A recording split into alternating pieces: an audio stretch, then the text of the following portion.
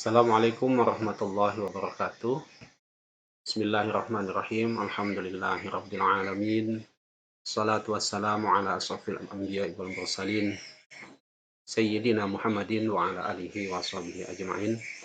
Saudara sekalian, ketemu lagi dengan saya Bapak Ali Permana Wiguna, siswa siswi kelas 10 IPS 1, 2, dan 3 pada semester ini. Dan pada bagian ini kita akan melanjutkan pelajaran kita sebelumnya yang kemarin tentang jual beli. Hari ini akan kita lanjutkan dengan tentang khiyar. Baik, saudara sekalian, khiyar dan tata caranya dalam Islam. Nah, kita tentu ketika datang mau melaksanakan jual beli, kita misalnya datang ke salah seorang penjual, katakanlah kita mau datang ke pasar PPM Sampit, mau membeli pakaian, kita melihat-lihat dulu, ya, kita mau tanya dulu harganya berapa, mungkin kita pegang, kita lihat ya kualitas kainnya, jahitannya, dan sebagainya ketika kita membeli pakaian tersebut. Nah, disitulah kita akan, setelah tahu harganya, mungkin kita menawar, mungkin kita merasa cocok, kainnya nyaman dan sebagainya, modelnya juga kita sukai. Nah, mungkin akan terjadi tawar-menawar, yang di situ kita akan memutuskan jadi membeli atau tidak. Nah, pada saat seperti itulah, saudara sekalian, nah itu namanya nanti adalah masa khiyar kita, masa mempertimbangkan jadi membeli atau tidak jadi membeli. Si penjual jadi menjual atau tidak jadi menjual, sampai nanti ada kesepakatan terjadi transaksi jual beli atau sebelum atau tidak jadi. Nah, itu namanya masa khiyar, pada saat kita proses akan memutuskan.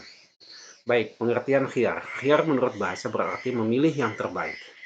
Menurut istilah, memilih antara melangsungkan akad jual beli atau membatalkannya atas dasar pertimbangan yang matang dari pihak penjual dan pembeli. Nah, ketika baju tadi di pasar PPM misalnya, nah kita pertimbangkan betul harganya cocok apa tidak. Ya, kita tawar misalnya, kemudian kainnya, warnanya, dan sebagainya. Kalau kita sudah merasa cocok, kemudian kita menawar, si penjual juga menurunkan harganya, ya, kita sepakat, lalu kita jadi transaksi, maka selesailah khiyarnya. Jadi pada saat proses kita mempertimbangkan, ya, jadi membeli atau tidak jadi membeli, itulah yang disebut dengan masa khiyar. Landasan khiyar ini adalah sabda baginda Rasulullah Shallallahu Alaihi Wasallam. Bismillahirrahmanirrahim.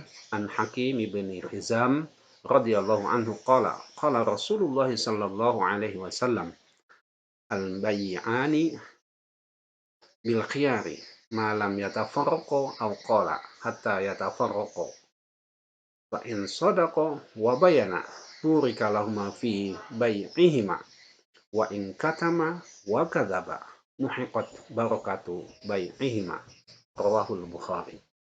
Dari Hakim bin Hizam, dia berkata, Rasulullah Shallallahu Alaihi Wasallam bersabda, dua orang yang jual beli mempunyai hak pilih selagi belum saling berpisah. Atau beliau bersabda, hingga keduanya saling berpisah. Jika keduanya saling jujur dan menjelaskan, maka keduanya diberkahi dalam jual beli itu. Namun jika keduanya saling menyembunyikan dan berdusta, maka barokah jual beli itu akan dihapuskan. Di sini hadis ini menjelaskan bahwa dua orang yang melakukan jual beli antara penjual dan pembeli mempunyai hak pilih ya sebelum saling berpisah. Jadi mereka seperti saya contohkan tadi, sebelum saling berpisah dia jadi menjual, jadi membeli, atau tidak jadi menjual, tidak jadi membeli, sehingga tidak terjadilah uh, transaksi jual beli, atau sebaliknya jadi transaksi jual beli. Jadi sebelum itu diputuskan, itulah masa khiyar.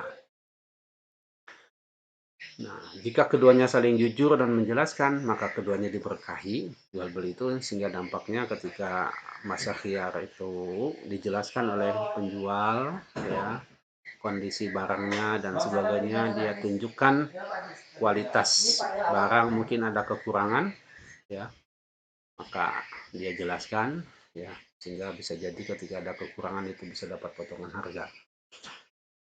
Nah, Kalau mereka saling jujur, maka akan diberkahi. Sebaliknya, jika menyembunyikan dan berdusta terhadap barang yang dijual, ya, maka akan dihapuskan berkah dari keduanya. Nah, si pembeli juga harus jujur juga, harus jujur juga. Jangan, oh di sana tadi begini masalah, nah nggak boleh begitu. Ya, kalau memang di tempat lain merasa lebih murah ya beli di tempat lain saja. Jadi bagaimana komunikasinya yang nyaman, yang baik, yang saling menghormati, yang saling jujur. Baik, macam-macam khiyar. Yang pertama ada khiyar majelis. Khiyar majelis adalah memilih untuk melangsungkan jual beli atau membatalkannya sebelum keduanya berpisah dari tempat akad atau majelis. Yang saya contohkan tadi adalah khiyar majelis. Ya, ketika beli pakaian di PPM misalnya, atau Anda beli pentol misalnya, atau Anda beli nasi kuning misalnya. Jika Anda datang, Anda memutuskan membeli, itu khiyarnya singkat sekali, apalagi kalau kita sudah terbiasa datang langsung cocok pentolnya, itu sudah selesai khiyarnya, itu sudah jadi membeli karena sudah langsung dimakan. Khiyar syarat. Khiyar syarat ialah khiyar yang disyaratkan oleh salah satu pihak dari penjual atau pembeli sewaktu akad jual beli untuk mempertimbangkan jadi menjual atau jadi membeli dalam waktu 2 sampai 3 hari. Jadi khiyar syarat ini meminta waktu mempertimbangkan segala sesuatunya, jadi menjual atau jadi membeli dalam waktu 2 atau 3 hari.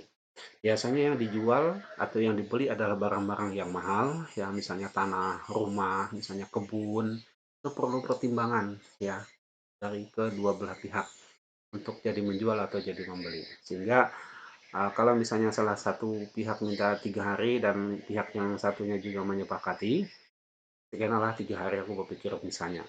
Kalau sudah lewat 3 hari maka itu habis sudah khiyarnya, maka si penjual boleh menjual kepada orang lain. Tapi kalau dalam masa khiyar itu si penjual harus menunggu dulu si pembeli itu jadi membeli atau tidak. Tunggu dulu sampai habis masa khiyarnya.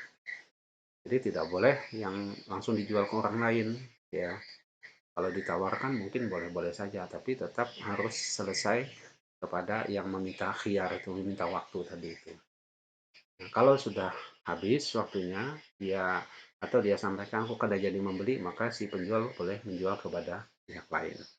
Khiyar IB adalah khiyar memilih melangsungkan akad jual beli atau membatalkannya atau mengembalikannya ketika diketahui bukti cacat pada barang yang dibelinya. Cacat tersebut tidak tampak pada saat berlangsungnya akad. Nah, jadi ini adalah ketika disebutkan ada jaminan. Nah, ketika nih kujual misalnya sepeda motor, misalnya mobil. Nah, kalau nanti setelah dipakai ada cacatnya, ada rusaknya, ya, dalam masa khiyar itu, atau juga ada jaminan, misalnya kita beli kulkas, jaminan kompresor 3 tahun misalnya. Nah, jaminan mesin ketika beli sepeda motor 3 tahun misalnya. Kalau misalnya ada cacat, maka itu akan diganti oleh pihak penjual. Sehingga dari khiyar IB ini bagaimana bahwa si penjual atau produsen betul-betul ingin memberikan jaminan kepada si pembeli bahwa barang yang dia jual betul-betul baik. Dan ini sangat bagus, makanya dalam dunia modern disebut dengan garansi. Nah, ini ada khiyar IB ya. Jika terbukti ada cacat pada barang tersebut. Jadi cacat produksinya, bukan cacat dalam salah pemakaian. Nah, itu tidak bisa. Cacat dalam salah pemakaian itu tidak bisa. Kulkas misalnya kena hujan, nah itu tidak boleh, tidak bisa diganti. Tapi kalau cacat misalnya kena sesuatu yang tidak diapa-apakan oleh si pembeli, maka si produsen ya akan memperbaiki atau mengganti. Nah, itu namanya khiyar IB. Nah, ini sangat relevan sekali dalam kehidupan modern kita saat ini. Nah, misalnya layanan purna jual. Nah, ini ada mobil wuling misalnya, ini ada garansi. Ya, ada garansi umum kendaraan 3 tahun atau 100.000 kilometer. Ini masih ada garansi. Komponen utama mesin misalnya 5 tahun. Ini dalam rangka khiyar IB. Ya, implementasi dari khiyar IB. Komponen utama transmisi misalnya 5 tahun atau 100.000 kilometer. Suku cadang 1 tahun atau 20 kilometer. Bebas biaya jasa perawatan berkala. Nah, 2,5 tahun atau 50.000 kilometer. Harga suku cadang dapat diskon 20% lebih murah. Nah, ini juga layak untuk khiyar IB sebagai implementasi nyata dari khiyar IB. Hikmah khiyar